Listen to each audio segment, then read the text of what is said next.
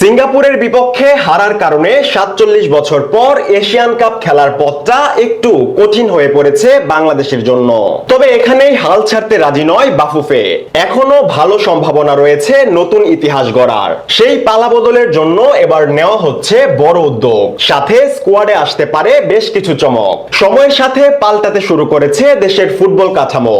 অল্প দিনের ব্যবধানে সৃষ্টি হয়েছে এক বৃহৎ জাগরণ, যার সবচেয়ে বড় বাহক দক্ষিণ এশিয়ার সবচেয়ে দামি ফুটবলার হামজা দেওয়ান চৌধুরী।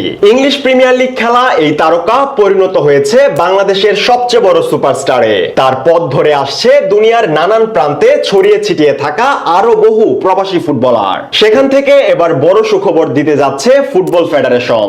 এশিয়ান কাপ বাছাই পর্বের সবশেষ ম্যাচে অভিষেক হয় মিডফিল্ডার শামিত সোমের। কানাডা প্রবাসী এই ফুটবলারের প্রথম ম্যাচের পারফরম্যান্সে মুগ্ধ কোটি কোটি দর্শক। পুরো ম্যাচে দুর্দান্ত লড়াই করার পরেও অবশ্য এই ম্যাচে ফলাফল নিজেদের পক্ষে আনতে পারেনি হেভিয়ার কাবরেরার শিষ্যরা। তবে হংকং ম্যাচের আগে নিজেদের শক্তিমত্তা বাড়াতে নতুন করে চিন্তা ভাবনা করছে বাফুফে। হামজা শমিত এবং ফাহমিদুলদের সাথে ইতিমধ্যেই নিশ্চিত হয়েছেন ইংলিশ লিগের দল সান্ডারল্যান্ডের বয়স ভিত্তিক পর্যায় থেকে উঠে আসা তরুণ প্রতিভা কিউবা মিচেল। কিছুদিন আগে বাংলাদেশের হয়ে খেলার অনুমতি পেয়েছেন তিনি। হংকং এর বিপক্ষে মহা গুরুত্বপূর্ণ লড়াইয়ে অভিষেক হবে এই মিডফিল্ডারের। তার সঙ্গে এবার আরো ২-৩ জনের ব্যাপারে চিন্তা ভাবনা করছে বাফুফে।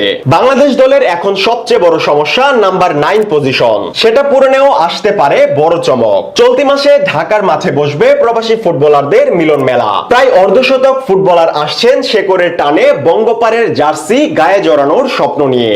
তাদের নিয়ে আয়োজন হবে বৃহৎ ট্রায়ালের। সেখান থেকে বাছাই করা হবে প্রতিভাবান ফুটবলারদের। যদিও আপাতত জাতীয় দল নয়, তাদের বিবেচনা করা হবে অনূর্ধ্ব 23 দলের জন্য।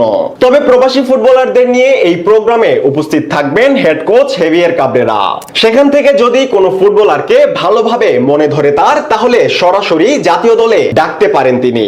বিশেষ করে নাম্বার 9 পজিশনের জন্য কাউকে যদি পছন্দ হয়, তবে হংকং এর বিপক্ষে ম্যাচের জন্য বিবেচনায় আনতে পারেন এই স্প্যানিশ কোচ। এদিকে ইংল্যান্ডের 8ম টায়ারে খেলা জায়ান হাকিমকে নিয়ে গুঞ্জন থাকলেও আপাতত তার ব্যাপারে কোনো উদ্যোগ নেয়নি বাফুফে। তবে তাদের শর্টলিস্টে নতুন করে যুক্ত হয়েছে 3 থেকে 4 জন বিশ্বমানের ফুটবলার। নাম প্রকাশ না করলেও এদের নিয়ে সামনে বড় চিন্তা করছে সংশ্লিষ্টরা।